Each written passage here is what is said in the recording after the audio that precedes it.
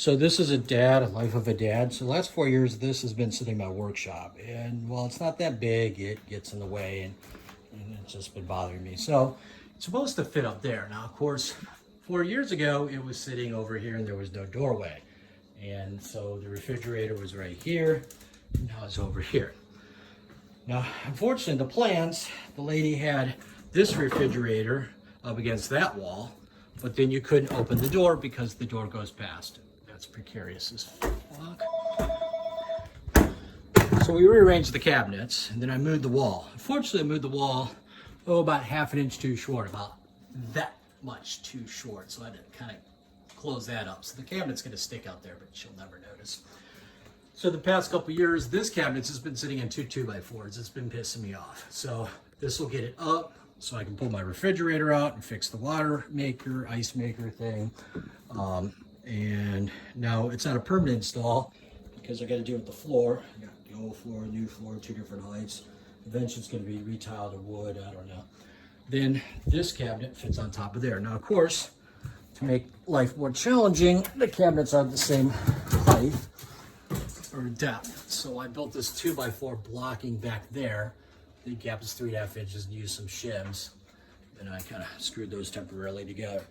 So the next step, unfortunately, I have one here, and this is where the top cabinet sits in the past, and then it sits over here. Wait, oops, there's no room here.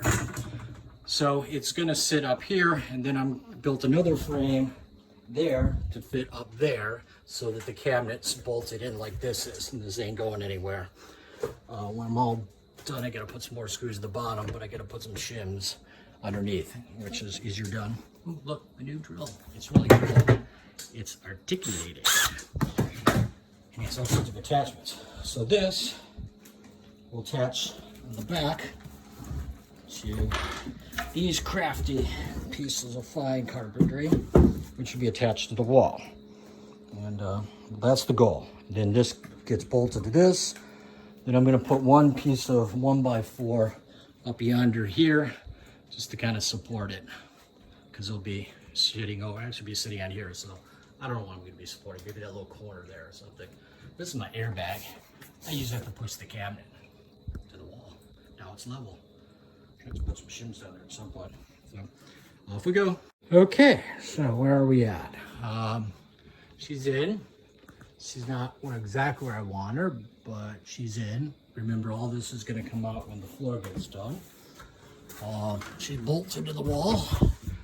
Those big bolts, 1, 2, 3, like 6 of them. You could hang off this. I'm going to put a support here later. I got the electrical outlet hooked up with the ground, and I got my speaker wires through there.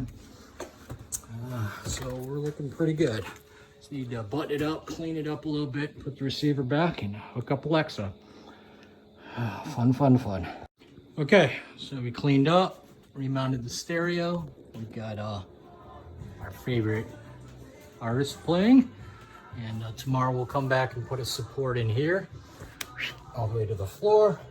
Then we can do one of the two things we accomplished. One was to get that cabinet mounted and out of my workshop. The other one was to pull the refrigerator and fix the water line, because last time I turned the water on for the ice maker, the ice water went under the floor and buckled the floor and made a huge mess. So we needed to get everything off of there to do that, and then we can clean on her. Fun. Dad, life of a dad, and today we're gonna add some more shelves. So I have a lot of cans of fluid. I usually get them out of the trash or at garage sales. Usually I can buy a box for $2. So unfortunately I'm kind of full. I just pulled my motorcycle out and there's stuff at the bottom. So I'm thinking I'm gonna add some shelves up there. Now, can I reach those easily? No, but I'll put stuff like extras up there. So all we do is we take some 2x4s, which we have a bunch of from Deconstruct the House, and I put in some pocket screws. Then I go to my box of extra screws and I pop in there. But today we hope to use this fangled thing. So these are removable. So I got a bit driver on here, and I can actually remove the whole thing and drive it independently. There's 4 different pieces of drill or a driver. So that's our goal. We're gonna use a ladder this time instead of standing on a paint bucket. Might work better. So with this new drill, you can get right in there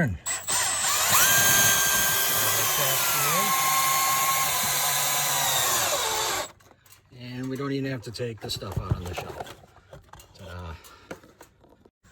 So welcome to a dad, life of a dad. Today we're welding up a grate for the fireplace to keep the logs from falling out. This used to have mesh on it, but it rusted away. So we're taking some rebar. We're finally angling it so it fits right in there, and then welding it up. Some shitty looking welds and she'll hold. And that's our project for this morning. Okay, we're all welded up. There. Whoop.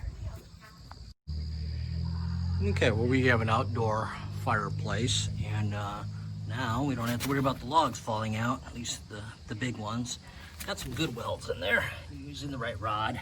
Not too bad down there. Whoops, right there. I like that one. So we'll check back in about 20 years, see if she holds. Remember to hit subscribe if you want more content. So this week, well, the week ago, we got liquid glass, which is up to 2 to 4 inches, and thought we would fill some of the cracks. So there's a crack right down here, and then of course little ones, and then there's a big one along here. So you can see I poured some. I'll show you the other side where the problem began. So I'd seen on the YouTubes and the interwebs where people just use painter's tape, so I carefully put some strips here, and unfortunately it started leaking halfway through. So this one's kind of sealed, but the tape got embedded into it and it raised it. In this case, well, when it was over, it was lowered. Fortunately here I got quite a mess. This started dripping profusely after I poured about an inch worth of epoxy in there. So now I got to clean all that crap out. Unfortunately got all over the floor. Did, however, make a really nice coat of liquid glass on here. So if y'all need any epoxy based covering cardboard, it's here. So I guess this next week we'll be sanding and cleaning this crap out and trying to figure out on the interwebs what will hold the epoxy back. I'm glad I only poured about 2 cups worth, so I got a fair amount left. Hopefully that will fill up the hole. Remember to hit subscribe. Okay, so some of you may remember I had some extra kitchen cabinets in here that I got rid of this week, and I was able to put my new plywood up. So over the next umpteen years, I'm going to be making brackets and tool holders similar to that, so that I can free up some of these other locations and sort my saws out and other things, because I'm getting tired of the mess. So that was a milestone there.